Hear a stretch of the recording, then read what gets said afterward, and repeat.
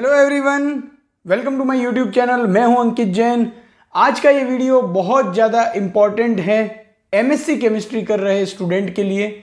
अगर आप अभी बीएससी केमिस्ट्री भी कर रहे हैं तब भी आप इस वीडियो को जरूर देखिएगा, क्योंकि इस वीडियो में जिस टॉपिक पर मैं बात करने वाला हूं उसके बारे में बहुत ही कम बात होती है। चाहे आप यूनिवर्सिटीज़ में या कॉलेजेस में, आपके प्रोफेसर्स, लेक्चरर्स सभी इस टॉपिक के बारे में लगभग म्यूट ही रहते हैं। लेकिन मैं इस टॉपिक को टच करना चाहता हूं क्योंकि मुझे पता है कि ये टॉपिक बहुत ज़्यादा इंपॉर्टेंट है। मैंने अपनी यूट्यूब की कम्युनिटी पोस्ट पर भी एक पोल किया था कि क्या आप इस टॉपिक पर वीडियो चाहते हैं कि एमएससी केमिस्ट्री में 60% या उससे ऊपर क्यों बहुत ज़्यादा ज़रूरी है। आपने बहुत ज़्यादा उसमें रिस्पॉन्स दिया और कई सारे सब्सक्राइबर्स ने कहा कि सर आप इस टॉपिक पर वीडियो बनाइए। तो आज का ये वीडियो बहुत ज़्यादा खास है। मैं कुछ इंपॉर्टेंट केस स्टडी के साथ, यानी कि इंपॉर्टेंट एग्जाम्पल्स के साथ आपको मैं समझाऊंगा कि क्यों एमएससी केमिस्ट्री में 60% या उससे ऊपर मार्क्स स्कोर करना बहुत ज़्यादा जरूरी है। हम बात करेंगे गवर्नमेंट जॉब के बारे में, हम बात करेंगे प्राइवेट जॉब के बारे में और हम बात करेंगे पीएचडी के बारे में भी कि क्यों इन तीनों ही सेक्टर्स में आपको परसेंटेज की रिक्वायरमेंट रहेगी, अच्छे परसेंटेज की रिक्वायरमेंट रहेगी। सबसे पहले हम बात करेंगे गवर्नमेंट जॉब के बारे में। अभी कई सारे गवर्नमेंट जॉब के नोटिफिकेशंस आते हैं और मैं सबसे पहले कोशिश करता हूं कि आप तक उन नोटिफिकेशंस की वीडियो पहुंचाऊं। तो अगर आपने अभी तक चैनल को सब्सक्राइब नहीं किया है तो जरूर सब्सक्राइब कीजिए।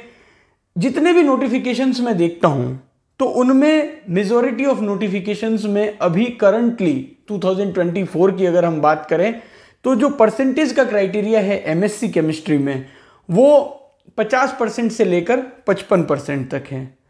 अब आप कहेंगे कि सर 50 से 55% में तो हमारा काम हो रहा है, आप क्यों ये कह रहे हो कि आपको 60% या उससे ऊपर मार्क्स स्कोर करना चाहिए। तो देखिए अभी 2024 में ये हाल है कि 50 से 55% आपको जरूरी है एमएससी केमिस्ट्री में।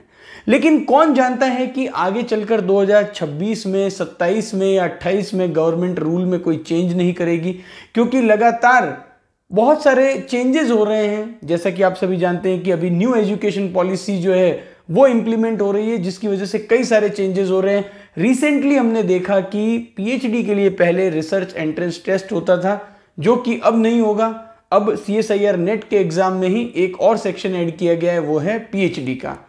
तो कई सारे चेंजेस हो रहे हैं और उनमें से एक चेंजेस ये भी हो सकता है, ये मेरा प्रेडिक्शन है, मैं ऐसा नहीं कह रहा हूं कि ये होगा ही होगा, लेकिन ऐसा हो सकता है कि आने वाले समय में जो गवर्नमेंट जॉब होती है एमएससी केमिस्ट्री बेस पर उसमें 60% या उससे ऊपर का क्राइटेरिया सेट कर दिया जाए। अब मैं ऐसा क्यों कह रहा हूं, मैं हवा में तीर नहीं चला रहा हूं।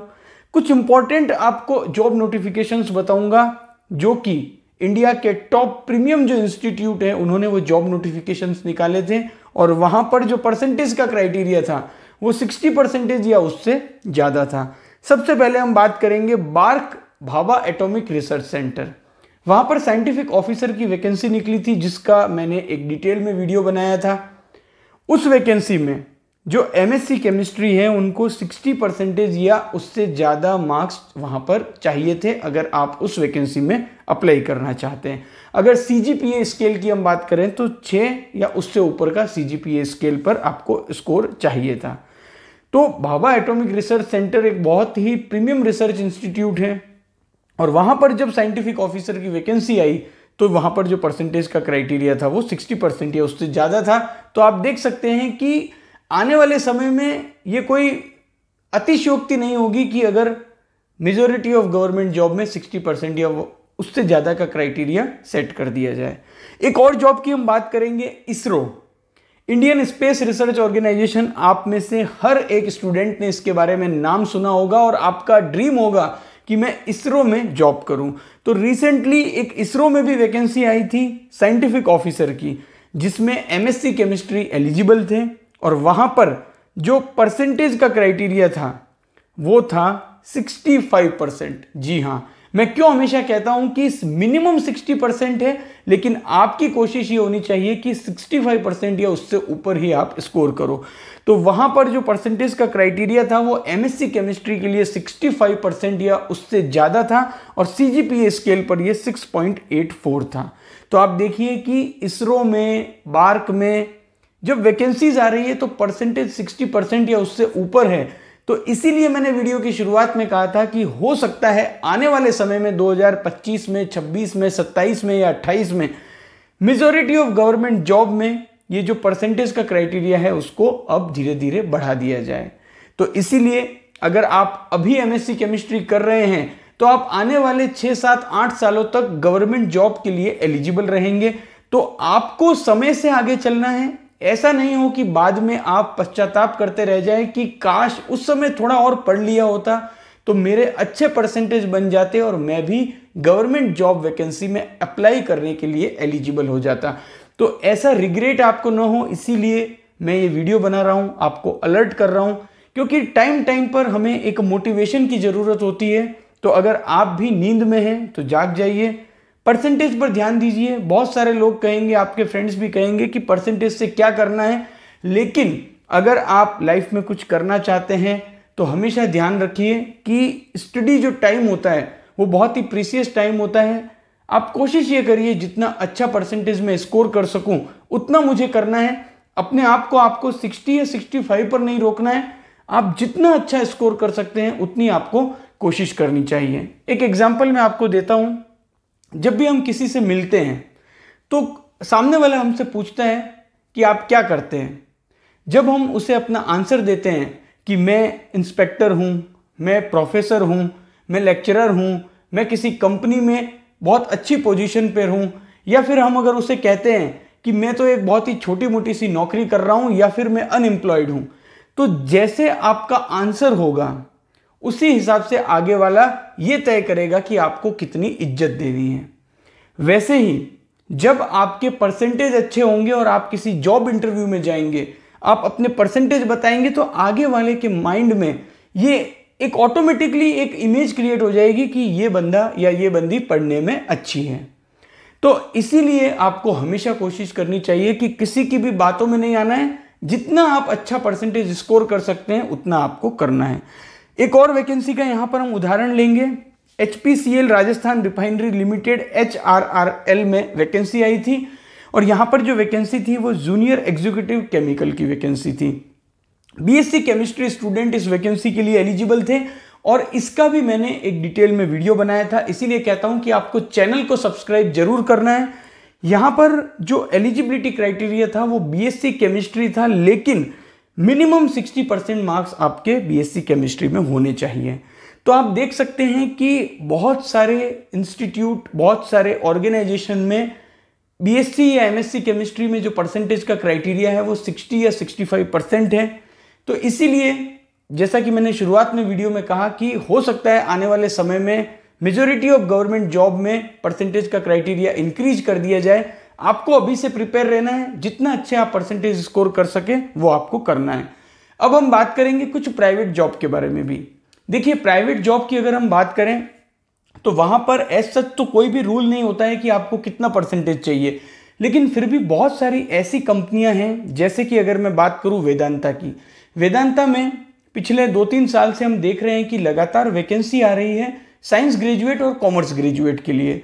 अगर हम साइंस ग्रेजुएट के लिए वैकेंसी की बात करें तो वहां पर 10th में, 12th में, बीएससी में आपका थ्रू आउट फर्स्ट क्लास होना चाहिए। दैट मीन्स 10th, 12th और बीएससी में आपके 60% या उससे ज़्यादा होने चाहिए। तो इसीलिए मैं कहता हूं कि प्राइवेट कंपनीज भी, जो अच्छी अच्छी प्राइवेट कंपनी है, वहां पर भी परसेंटेज का एक क्राइटेरिया सेट किया हुआ होता है। तो ऐसा नहीं हो कि एमएससी में आपके परसेंटेज कम बने और इस वजह से आप किसी ऐसी जॉब वैकेंसी में अप्लाई न कर पाएं जो कि आपका ड्रीम हो, या फिर जहां पर आपको लगता हो कि मेरा सिलेक्शन तो हो जाता लेकिन परसेंटेज की वजह से मैं उस वैकेंसी में अप्लाई नहीं कर पाया। तो अपने आप को आप ऐसी सिचुएशन में ना देखें, इसीलिए मैं डॉक्टर अंकित जैन आप लोगों के लिए ये वीडियो बना रहा हूं। इसके अलावा अगर हम बात करें तो टीसीएस, टाटा कंसल्टेंसी सर्विसेज, वहां पर आप कहेंगे कि सर यहाँ पर तो जो इंजीनियर्स होते हैं उन्हीं की वैकेंसी आती है, लेकिन मैंने रिसेंटली कुछ वीडियोस बनाए थे जिनमें कि टीसीएस में वैकेंसी थी, science graduate as well as science के जो पोस्ट ग्रेजुएट है उनके लिए वैकेंसी थी। टीसीएस बीपीएस हायरिंग के मैंने कई सारे वीडियोस भी बनाए हैं। वहां पर भी जो मिनिमम परसेंटेज का क्राइटेरिया था, अगर आप बीएससी बेस पर अप्लाई कर रहे हैं तो 60% आपके होने चाहिए, इवन थ्रू आउट आपको 60% होने चाहिए, और एमएससी बेस पर भी अगर आप अप्लाई कर रहे हैं तो आपके मिनिमम 60% मार्क्स होने चाहिए। तो देखिए, आप प्राइवेट कंपनीज जो हैं वो भी अब परसेंटेज के क्राइटेरिया को सेट कर रही है। हो सकता है आने वाले समय में मेजॉरिटी ऑफ प्राइवेट कंपनीज जो कि अच्छी अच्छी कंपनियां हैं वहां पर परसेंटेज का एक क्राइटेरिया हो, और आपके अगर परसेंटेज कम है तो हो सकता है कि आप वहां पर अप्लाई नहीं कर पाए। इसीलिए आपको कोशिश यही करनी है, जितना अच्छा आप स्कोर कर सकते हैं परसेंटेज उतना आपको करना है। और वैसे भी बीएससी केमिस्ट्री और MSc chemistry practical based subject है, यहाँ पर प्रैक्टिकल्स भी होते हैं और थ्योरी के भी एग्जाम होते हैं। तो प्रैक्टिकल में तो आपको यही कोशिश करनी है कि जितने मार्क्स का प्रैक्टिकल है फुल आउट ऑफ फुल या फिर 85% या 90% आपको स्कोर करने का कोशिश करना है, जिससे कि थ्योरी में अगर आप कुछ कम भी स्कोर करते हैं तो वहां पर वो कवर अप हो जाएगा। अब अगर हम देखें कि कई सारे जो कॉलेज और यूनिवर्सिटी है वो कैंपस प्लेसमेंट करवाते हैं, तो वहां पर भी कैंपस प्लेसमेंट में कंपनियां कुछ परसेंटेज का क्राइटेरिया सेट करती है। हो सकता है कि अभी 55% या 60% पर आप उन वैकेंसीज के लिए अप्लाई कर पा रहे हैं, लेकिन आने वाले समय में ये परसेंटेज का क्राइटेरिया बढ़ भी सकता है। आपको अभी से प्रिपेयर रहना है। साथ ही अगर हम बात करें तो मेजॉरिटी ऑफ प्राइवेट जॉब में जब आप इंटरव्यू के लिए जाएंगे तो ऐसा नहीं होगा कि एक वैकेंसी के लिए केवल आप अकेले जाएंगे, वहां पर आपके साथ 10 और कैंडिडेट होंगे। तो जैसा मैंने वीडियो के बीच में एक उदाहरण देकर भी आपको समझाया था कि जब वहां पर 10-12 लोग होंगे, 10-12 कैंडिडेट होंगे इंटरव्यू के लिए, तो अगर आपके परसेंटेज अच्छे हैं तो एक अलग इमेज आपकी क्रिएट होती है और आपका कॉन्फिडेंस भी एक नेक्स्ट लेवल का होता है। इसीलिए आपको हमेशा ये कोशिश करनी है कि अच्छे परसेंटेज में स्कोर करूं। अब बात करेंगे पीएचडी की। तो देखिए, पीएचडी में जैसा कि मैंने वीडियो में आपको बताया कि CSIR नेट का जो एग्जाम होता है वो पहले लेक्चररशिप और जूनियर रिसर्च फेलोशिप के लिए होता था।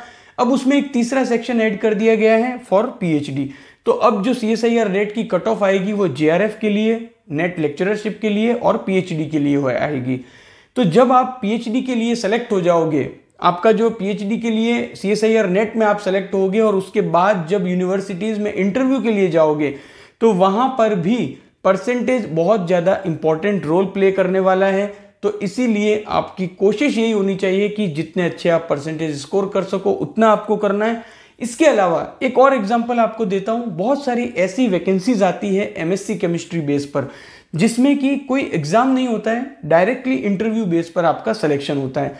तो होता क्या है कि वहां पर बहुत सारी एप्लीकेशंस आती है। एक बहुत ही ऑब्वियस बात है कि अगर एमएससी केमिस्ट्री बेस पर कोई गवर्नमेंट जॉब वैकेंसी निकलेगी जिसमें कि कोई एग्जाम नहीं हो रहा है तो बहुत सारे लोग अप्लाई करेंगे। तो वहां पर भी जो शॉर्ट लिस्टिंग की जाती है उसमें ये भी एक क्राइटेरिया होता है, वो होता है परसेंटेज का।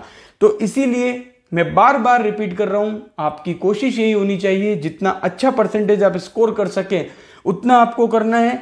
हमेशा अपने आप को आप ऐसा मानकर चलिए कि आगे आने वाले 1 या 2 साल में क्या परिवर्तन हो सकते हैं और उसके हिसाब से आपको तैयार रहना है। आई होप कि जो मैसेज मैं इस वीडियो के थ्रू कन्वे करना चाहता हूं वो आप तक पहुंचेगा। अगर पहुंच गया है तो लाइक जरूर कीजिएगा, वीडियो को जितना हो सके आप शेयर कीजिए, चैनल को सब्सक्राइब कीजिए। Thank you for watching this video.